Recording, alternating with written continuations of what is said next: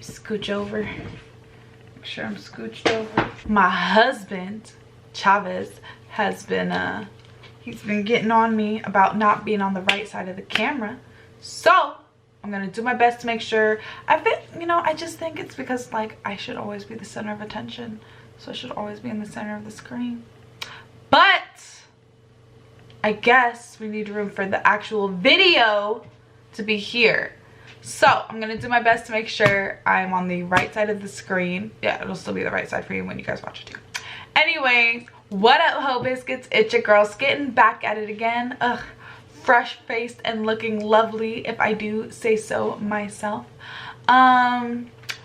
It has been a busy week. I am back to working both jobs because, you know, when you're growing, gonna make that money. Just had a wedding and I gotta pay that shit off. So, but with all of that said, I thought it would be a good time to go way back in history and watch some extra credits. I was thinking, I was like, man, like, I know, like, there were some people that I used to watch for, like, history videos and they were hella bomb, and then I saw extra credits and I was like, it was extra credits, why haven't I been watching extra credits? So we're here watching extra credits, and we're gonna watch about the 100 Years War. For those of you that don't know, I very nearly had a degree in history, and literally the only reason I didn't was because my school, like, gutted their history program. And so it was going to take me like an extra 2 years to graduate because the classes that I needed were only offered like once every other semester. And so I was just like, I'm not about to stay at the school for another 2.5 years. So I just took my 1 degree and bounced. But otherwise I would have had 2 degrees.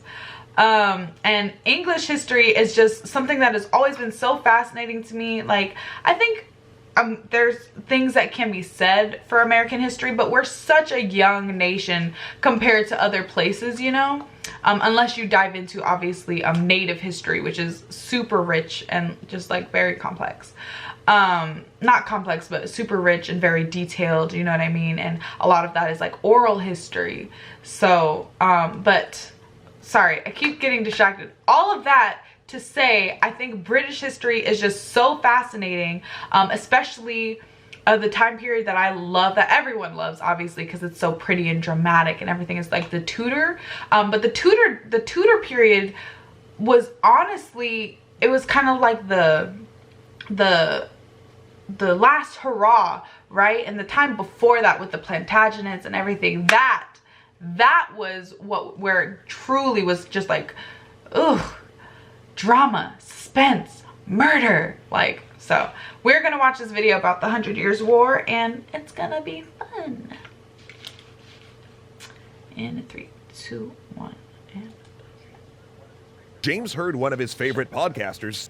About 18 months ago, James heard one of his favorite podcasters say he was making podcasting his full-time gig, and we've wanted to help out ever since. Coordinating our schedules was almost comically difficult. But now that Rob's brand new miniature member of his family has arrived, we're sending him on some much needed paternity leave to bond with his daughter. Congrats, yay! Rob. In his stead, please welcome David Crowther from the always excellent History of England podcast. Wait, David's there's a podcast about the history of England? Now, I don't listen to fucking podcasts, but I will listen to that fucking podcast. Bitch, what the fuck? Reading for this series, so you can get a sample of the dulcet and beautifully British tone of his voice. And after the app, be sure to go check out his podcast at the link in the description. So without further ado, take it away, David. Thank you very much, Matthew. The 100 Years' War, the pageants and tournaments of chivalry, knights in burnished armour, the English archer destroying the flower of French chivalry, the great battles of Crécy, Poitiers and Agincourt, or just a sign of the great battles of Crécy, Poitiers, Agincourt. I love it.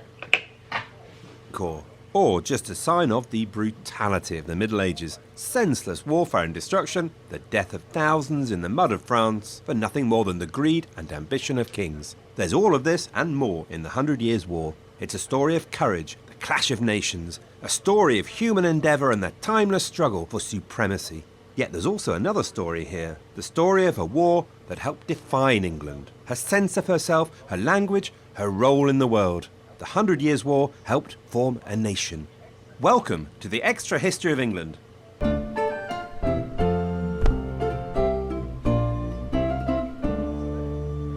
1328. The new King of England is a young man called Edward III. But he's powerless, because his mother's lover, a man named Roger Mortimer, had seized control of his throne. But Edward was a warrior and a leader of men. In 1330, at the age of only 17, he gathered some friends and by pale moonlight snuck into Mortimer's castle. He cut down the guards and seized Mortimer himself. The interloper was dragged through the jeering crowds of London, dragged to the gallows known as the Tyburn Tree, where countless traitors would die over the centuries and hung by the neck until dead.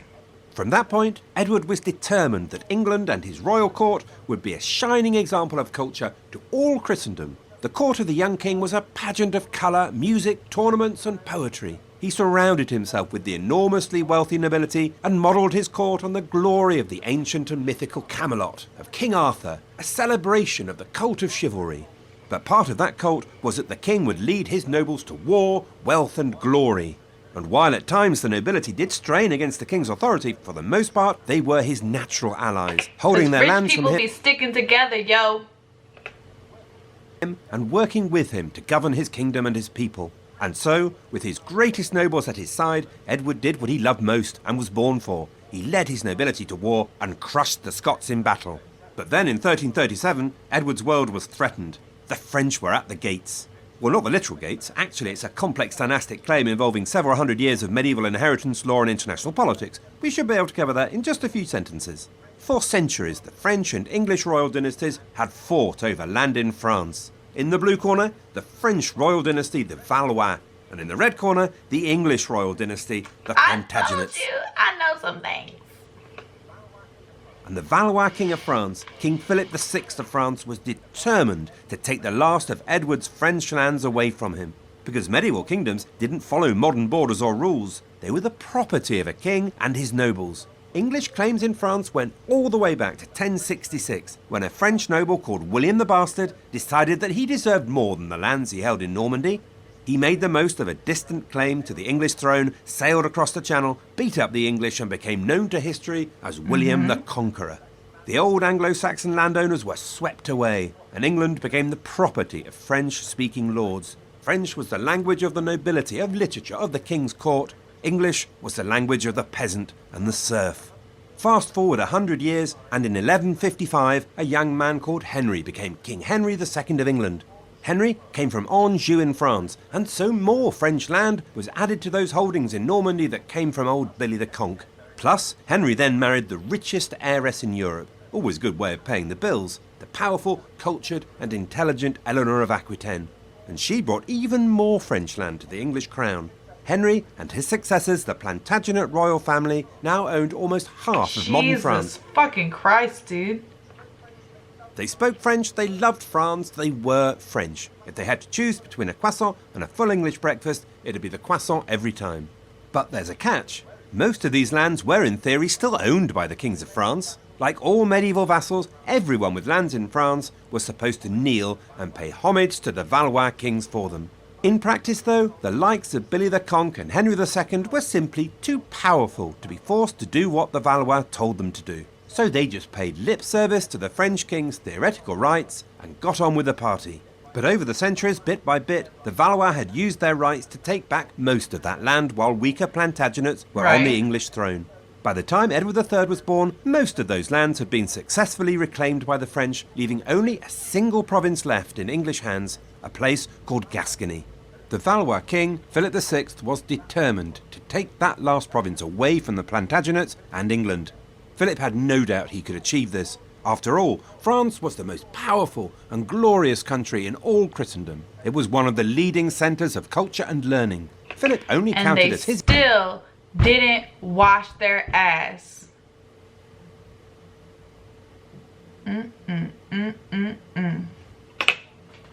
Equals the Pope and the Holy Roman Emperor, and that's it. England was just a small, damp and slightly grubby country somewhere in the North Sea. The French nobility were the shining exemplar of chivalry, while the English nobility were not.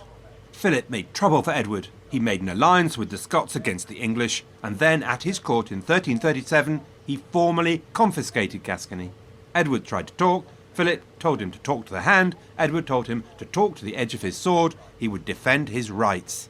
The confiscation was not just an insult to Edward, it was also a threat to English merchants. England had two great sources of wealth. One was in the wine trade with Gascony. The Gascon merchants as well as the English hated the idea of losing the wine trade with England.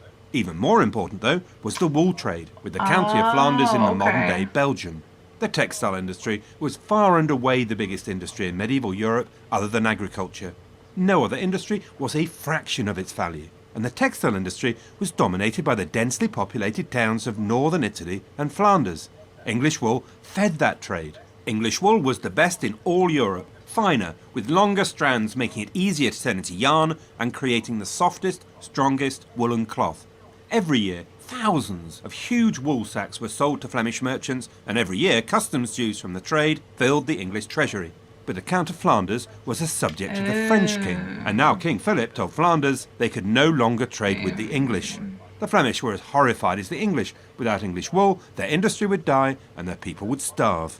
So one Friday, in the bustling market square in Ghent in Flanders, the people gathered excitedly round a wooden stage. It was covered with colourful pennants and flags. But they saw a new flag, the arms of England quartered with the royal arms of France, and they wondered what that could mean. A young, powerful man stepped forward. His name, he declared, was King Edward III.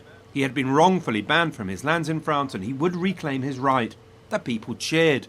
But there was more. By the right of his French mother, he was claiming the very throne of France itself. The Flemish cheered. The French giggled. War was now unstoppable. At stake on the English side was trade, the English role in Christendom, the king's lands in France held by right for 150 years, and the reputation and honour of the king. On the French side, a unified country, national prestige, and the right of their monarch to his throne. So join us next time as these two great kings marshal their forces and the 100 Years' War begins in earnest. Wait, no! It's over already! I'm definitely going to be continuing this series.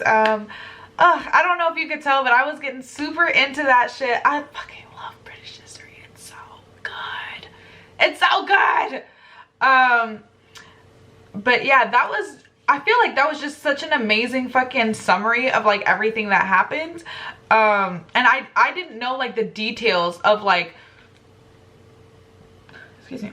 I didn't know like the details of like the British holdings in France. I just knew that Britain had holdings in France, and France was like, bitch, it's on our land, it's ours. And British was like, no, it's ours. And what's more, you're gonna pay, like, your people can live there, but they're gonna pay us the taxes, not you. That's our money, not yours.